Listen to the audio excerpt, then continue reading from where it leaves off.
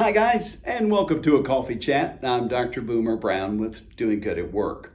Well, we're going to continue our exploration today about the 5 particular parts of every human being. And those 5 parts, as we've talked about before, are the physical part of you, which is all about how you eat, sleep, exercise, the physiological function of your body, the way that you relate to the natural senses and the things in this world. That's the physical side of you.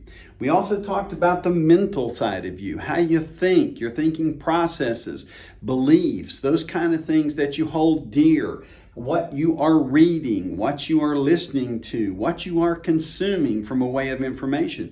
That has a way of shaping your thinking, and you need to be aware of that. We talked about the emotional side of you, kind of the dashboard of what's going on inside. You're looking at the dashboard of your emotions.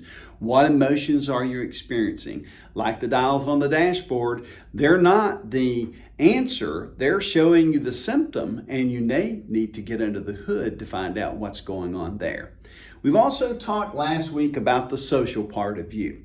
This is the part of how you relate to others, the relationships you have, the stresses that you have in those relationships, the functionality you have. Who are you surrounding yourself with? It'll make you better, or it will decrease in your functionality if you surround yourself with the wrong people. Today, we want to talk about the center spindle. It's called the spiritual spindle.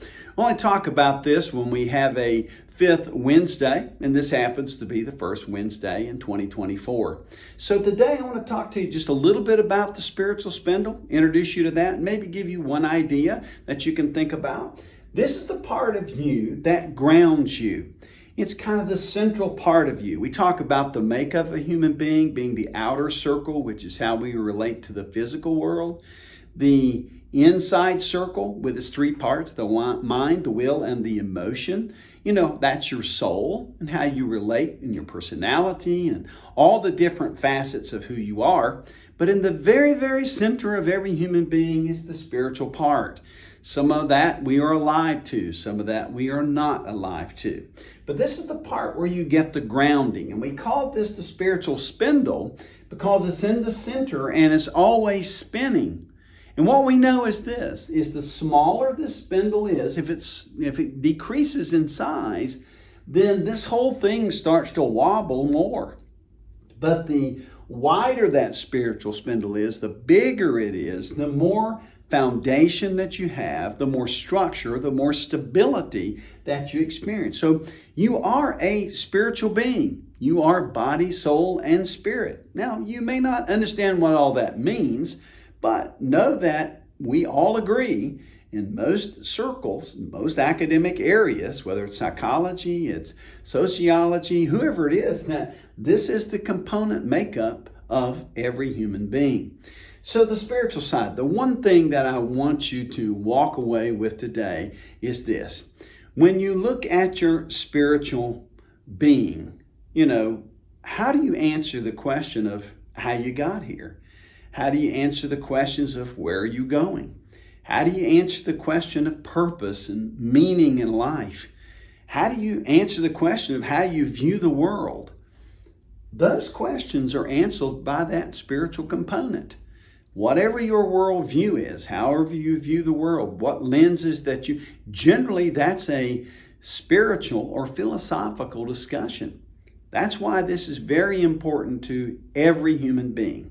And remember, the smaller that spindle, the more life is unstable, the more it wobbles.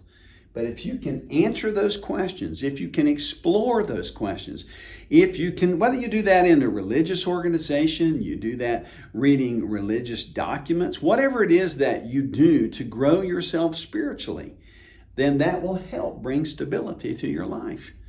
All right. So think about these 5 areas of your life. We're going to begin again next month with the physical side. I'm going to give you one thing about the physical side that'll make you better.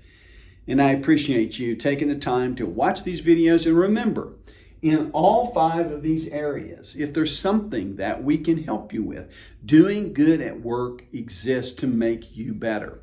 You can reach out to us through one of our clickable buttons, send us an email, request a resource. All this is done with your utmost confidence and respect in mind. So please take advantage of that offer. If you have any questions about any of this, we're here to help you. And as always, I look forward to seeing you next week on A Coffee Chat.